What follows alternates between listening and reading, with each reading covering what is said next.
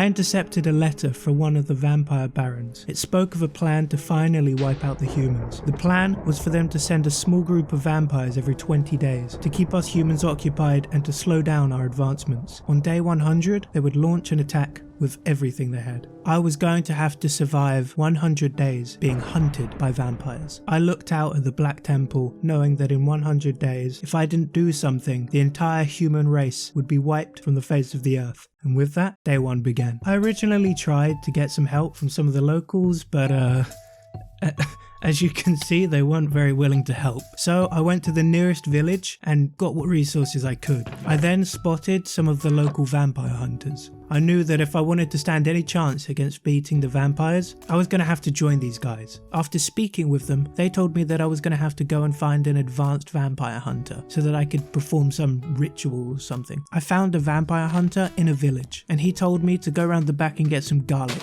I had to get some sand to make some glass so that I could make a syringe and then make a syringe of garlic. I was going to have to inject this into my bloodstream. And with that, on my first night, I became a vampire hunter.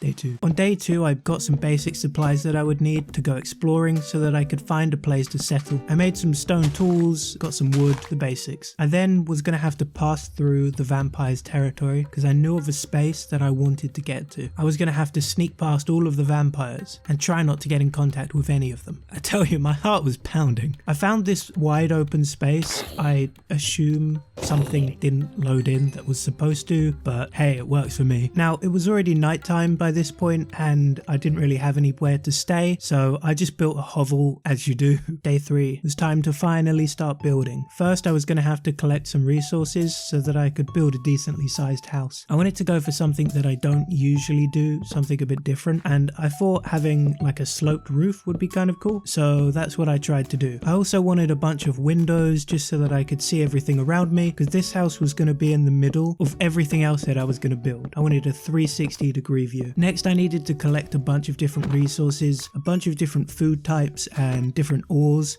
so that I could create some workers that would basically start to collect resources for me. That way I could create more NPCs and then eventually get some warriors and that sort of thing. But then I came across a vampire in the caves. I did not expect this at all, and as soon as he spawned those bats, my heart just started pumping. Luckily I managed to kill him. And then I continued mining. When I came up, it was already day, and of course there were a bunch of mobs around. There was even a zombie in my house. Look at how ridiculous this fight was. I ended up having to break the pressure plate just so that he would stop opening and closing the door. I could barely get him. What is this? Ridiculous. And at this point it was already getting light. On day 4 to 5, I just spent the whole time smelting and preparing to make my workers. That included getting things like a research table and a few different other bits. I also at one point thought I needed a bunch of bamboo. Yeah, I didn't. I travelled like 2,000 blocks there and back, and I didn't even need them. I could have just used sticks the whole time, but lesson learned. On the plus side, I did come across these cool rainbow trees. I guess there's that. I harvested a few and wanted to plant some back at home. On day 8, it was finally time to start researching. Basically, the way it works is you research different skills so that you can make different things. So right now I'm researching leadership, which will allow me to make some workers to do things like farming, mining, and lumberjacking. It's a pretty cool system. Next, I was going to make my animal farms, my crop farms, and my lumber farms. This was so that I could eventually make some more food bundles, which were often needed for crafting and were a really good way to feed your workers. I then went to get some wood to get some fences for the animal farm. Day 9. It was time to start building. I only really needed a small animal farm, so I only made it this big. I put fences around the borders of where the farm was going to actually work, and then had to spend ages getting all of these animals. For some reason, this was just really difficult. I don't know why, but it took so long. And look at this. These other NPCs ended up shooting my chicken. That was my chicken. I also stumbled across this vampire cow. I walked up to it thinking it was a normal cow, and as soon as I realized, my heart. In my search for these damn animals, I came across some good boys like this. I didn't have any bones on me at the time, so I unfortunately couldn't claim him as my own yet, but we were going to come back for him later. Look at me, I'm a chicken wrangler. I have all of the chickens. As I was transporting these chickens, mobs kept running at me, and because I was walking backwards, they were faster than me, so it was a race to try and get these chickens to their pen before the mobs could catch up with me. Look at this spider. It wants my guts. Don't forget, this is hardcore. If I die, that's it. These cows freak me out every time. It was so difficult to get these things in there. And of course, a zombie tries to get involved. I finally got my good boy, which I was pretty happy with. I then realized there was a way easier way to do this, which was just to put some blocks down on the outside, and look at that. Now they can't get out. Why didn't I think of that earlier?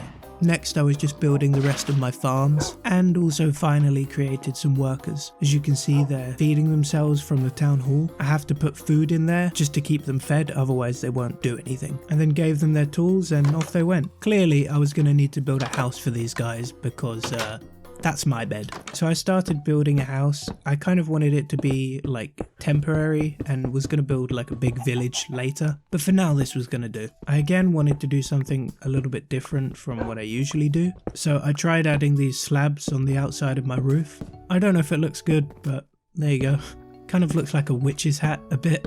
I got the basic structure up and then set their homes to be in here so that they didn't sleep in my bed, and they seemed pretty happy with it. Obviously it's not finished, but we can continue that tomorrow. I also realized that I'd put down a crop farm, so it ended up just tilling dirt under the animals, which didn't really make any sense. So it was bouncy time to get rid of that. Next it was time to get rid of this floor so that I could start building out the bottom layer, something like this. Make sure you light it up because the last thing you want is a bunch of zombies to kill your NPCs. I then realized that I'd made it one block short and was going to have to extend the whole thing one block. So I did that and then made some modifications to the windows, and I think it looks pretty cool. I basically wanted it to be like a big dormitory for all of the workers. After adding some oak logs, just to spice things up a bit, I think it turned out pretty cool. Next, I was going to upgrade the farms. I knew that I was going to need a lot of NPCs, and so that's a lot of food to feed people. This is the design that I came up with. It's only 4 farms for now, but it can eventually be expanded. On days 17 to 19, I was basically just collecting a bunch of resources so that I could get some combat NPCs to protect my workers. I was going to need a bunch of iron and a bunch of gold. Next, before day 20, I was basically just going to have to spend the rest of the time getting some combat workers.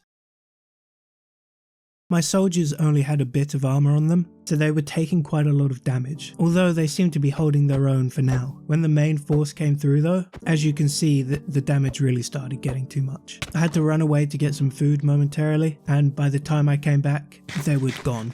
All of my hard work up until now. They'd cleared out a lot of them, so it was only just the stragglers left, but this was still dangerous territory. As the sun rose, I knew that I had a long journey ahead of me. For the next 5 days, I was going to build a wall around the whole compound. I knew it was going to take quite a while and a lot of effort, but it needed to be done just to keep everything safe. That way I wouldn't have to worry about random mobs coming in, and could focus solely on the vampires. I came up with a design that I liked and then basically just repeated it the whole way around. I was also testing out some shelters on each of the corners of the wall. I came up with something that I liked but didn't love it yet, so it needed some work. So I decided to bring the pillars down the whole length of the wall and then expand the wall out slightly, and they ended up looking pretty cool. I also then lit up the whole thing with torches, just so that mobs wouldn't spawn on top. Next, it was time for research. I was going to have to research a bunch of stuff so that I could make a windmill. When I started building the windmill, I didn't really know what I wanted it to look like, but I basically just googled a few pictures and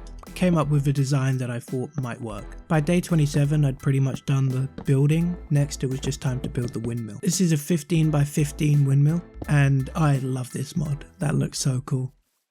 For the next 2 infuriating days, I basically spent the whole time trying to get these couriers to work. Basically, the way they work is they go around and collect the wheat from each farm, and they would then run off to the windmill and put the wheat into the auto crafting bench. The auto crafting bench was powered by the windmill, this long shaft thing, and as you put the wheat in, it would automatically create the bread, which they would then take back to the town hall and put it in the town hall to feed the workers. It was a little bit complicated, but it ended up working out quite nicely. Oh yeah, I also extended the farms. Next, I wanted to build a gate so that I could get out of the compound, and I was also going to have to build a barracks just so that our soldiers had somewhere to stay. I wanted the roof to be flat so that you could go out from the wall and look out over the kingdom. I also needed a bunch of windows just so that we could actually see what was going on in the kingdom as well. I imagined this more or less being where the gate guards stayed. I also added some doors to either side. I think that looks pretty cool. So all of the beds are in the basement of the barracks, which then had a ladder going up to the inside of the wall, which then led out to the top of the barracks and also out to the gates as well. Here I was getting some more soldiers because obviously my last ones didn't make it. I knew I was going to end up needing a lot, but for now I had 6. Next it was time for some more research. Obviously day 40 was coming, which is the second wave of vampires, and this was going to be bigger than the last. So I needed to get some iron armor, so I needed to go mining so that I could get some weapons for my soldiers. I also wanted to get some research materials so that I could eventually get a quarry. I needed to get everything smelted down and crafted into gear before day 40. Then I gave them their armor and they were looking pretty good. I now had a task force of 6 fully armored soldiers. Day 40 arrived and the vampires came out of nowhere. They started attacking my guys and I got straight into the fray. We were doing a lot better than last time though. Clearly that armor was helping. They were taking a bit of damage, but nothing they couldn't handle. These vampires are just so persistent. They ended up singling out one of my guys and ganging up on them. They got him, but we got revenge. After a hard battle, we came out victorious. While we lost some men along the way, at the end of the day, we survived. Next I wanted to build a quarry so that I could start getting some resources and wouldn't have to mine as much. I dug out this massive hole and then dug out some sections for different quarries to go. After adjusting the quarries slightly, they ended up fitting pretty good and my miners got straight to work. I then decided that I was going to need somewhere to actually store all of these materials, and so I created a storage facility that I think ended up looking pretty cool. Again, this whole time I wanted to try stuff that I hadn't really done before. Using these logs like this was something different for me. After adding a bunch of chests, it was done. I wanted a more open design just so that it was easily accessible. Next I had to set up the courier for the mines. Again, it would just go around and collect all of the resources from each of the quarries and then go back to the storage facility and put all of the resources in the chests. It was getting a bit crowded within the compound and we were definitely running out of beds in the farmer's house, so I wanted to create different villages for the different types of NPCs. This is the layout that I came up with for the farmer's village. I didn't want each of the houses to be just carbon copies of each other, so I needed some variation between all of them. I also tried to use some of the natural landscape in the builds just to change things up. Look at this house, dude. It's like in the side of the mountain and stuff. That's so cool. I then started filling out the path and decorating it before I started actually building the houses, just so that I knew how everything would fit together. Next I started building the houses, and again I wanted things to look slightly different, but not so different that they didn't look like they were part of the same village. If you can't tell already, I'm a fan of big windows. I spent some time building the rest of the village out and I think it ended up looking pretty cool. There's a lot of variation between each of the houses. I think using the natural landscape to our advantage actually ended up working out pretty cool. Next I was going to need a bunch of bows and arrows because I wanted some of the soldiers to have that range so that they didn't take any damage. They could still help by outputting damage but wouldn't have to end up taking any. I also gave all of my new NPCs some shields as well, just again so that they could tank that damage better. And then it was just time to wait for day 60. These waves of vampires were getting bigger and bigger. This was the biggest we'd faced yet. I think the bowmen were doing quite well though. They were outputting a lot of damage. We were just cleaning up these vampires this time around. The last 2 fights may have been 50-50, but this was definitely our fight. They also sent out a vampire baron, which are way tougher than the normal vampires. This guy almost killed me. I ended up having to run away and just letting the soldiers do the damage. We did eventually kill him though, and I was pretty happy about that. We didn't lose nearly as many men this time around as well.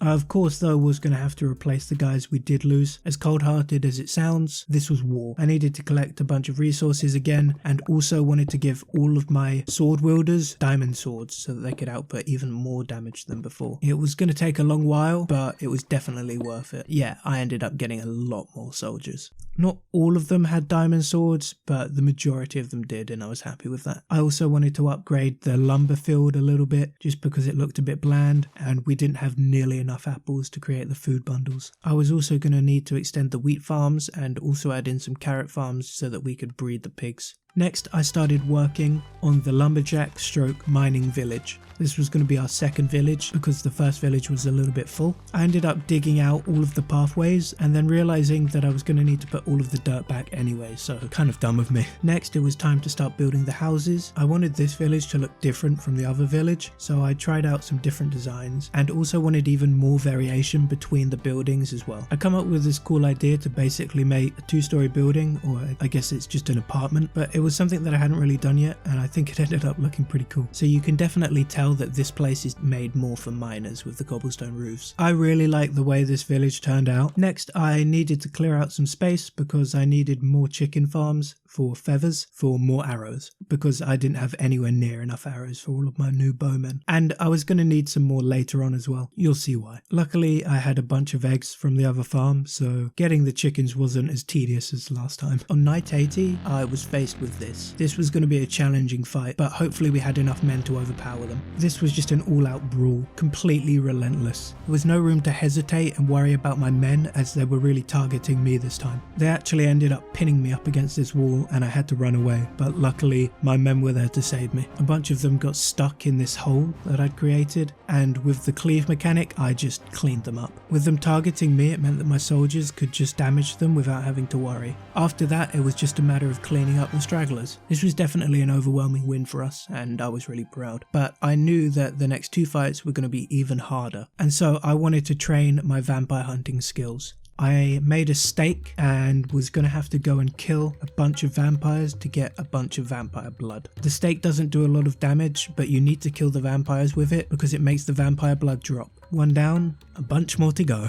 I ended up getting some of my soldiers to come and help me kill the vampires. As long as I hit them with the stake, the blood would drop. And this ended up being quite an efficient way to do things. I would basically pull the vampires and then lead them back to the castle. I needed to go and explore some caves so that I could find a dungeon, so that I could find 2 ancient vampire books. This was going to be required for me to level from levels 4 to 6. This chest ended up having a bunch of loot in it, way more than I expected. I found this cool sword, but unfortunately it could only be used by vampires. A shame, but there you have it. I also tried to collect as much iron as possible because I knew I would need it in a while. I then needed to find some vampire hunters, and luckily I knew just the people. I basically traded in my vampire blood for levels, and this would get me to level 4. Each level would require more vampire blood, but after I got to level 4, I would need to go back to the advanced vampire hunter, which was a pain for me because for some reason the vampire hunter that I used before ended up just disappearing. So I was going to have to travel to a new village. Luckily, I did end up finding one in time. I was going to have to trade in my books, my pure vampire blood, and my vampire fangs to get this hunter intel, which I could then give to the vampire hunter trainer in conjunction with some iron, which would then level me up. I did this once more to get to level 6, and then I could spend all of my skill points in some pretty cool stuff. I went down this hunter weapons table skill tree and got this skill called Double It, which basically meant that I could use the hunter weapons table to create a double crossbow. The ingredients were pretty simple and didn't take much effort to get. I already had a lot of them, and then I could finally use my double crossbow. I was going to need to get some crossbow arrows, but that only required 1 stick and 1 iron. And look at this thing, it works so well. I also then wanted to get some vampire hunter armor because it worked way better against vampires than regular armor. I then realized that I didn't have any garlic, so I just took some bone meal and ended up farming up a bunch of garlic quickly. After that, I created my armor and it looks so cool. The last couple of days I basically spent getting as many soldiers as I could and gearing them out as much as I could. Getting those quarries really helped with this. But yeah, as you can see, I got a lot of soldiers. I also spent some time doing some other bits and bobs. Day 100. The time had finally come. They were here with all of their forces, and they were out for blood. They were ready to end things. They didn't want to talk. They didn't want to negotiate. And finally, the battle began. As you can see, it was a bloodbath. Both sides lost so many men, but I think we were edging out ahead. My soldiers were highly trained and had a lot of gear on them at this point, so we won the first battle. But then, out of nowhere, a second wave appeared from the rear, and this caught us totally off guard. Luckily, we were quick to adapt. It was time for me to get into the fight, and as you can see, my crossbow was doing a lot of work. I'm really glad I ended up getting this. It meant I could do a lot of damage from far away and wouldn't have to stop to draw a bow. This was a long and tedious battle, but eventually we did clear them up. I knew though that this was nowhere near their full force. They were just going to keep sending group after group after group to wear us down, and it was going to work if we didn't do something different. We were going to blow up the Black Temple. That's right, I had gotten a bunch of TNT. Remember earlier when I said I did some other bits? Well, this is what I was doing. Look at all of the creepers I had to kill just to get all of this TNT. I spent so long farming these damn things. It was made a lot easier by the crossbow because it basically meant that they wouldn't explode. But here we go, finally our last stand. It was going to take a bit of effort to fight through all of the vampires to get to the Black Temple, but I knew we could do it. And finally, we were there at the Black Temple, ready to enter. Me and my soldiers, it was time to save the world. We rushed in. Basically, the plan was for my soldiers to distract the vampires long enough for me to build up with TNT and create a massive explosion. It was going to take some work to get up there. As you can see, there were vampires on every level, but I managed to pull through. It took a lot of effort, but we got up to the 3rd layer. These vampires did not want me up there. They just kept hurling themselves at me regardless of the consequences. But luckily I was quick enough to push them all down. Then I managed to build up and dig out. I brought a water bucket with me so that I could jump down quickly. And with the thunder crackling in the distance, kaboom. I had to run away quickly so that I wasn't affected by the blast radius. I then hid behind this dirt mound, and the explosion was huge. It completely decimated the Black Temple.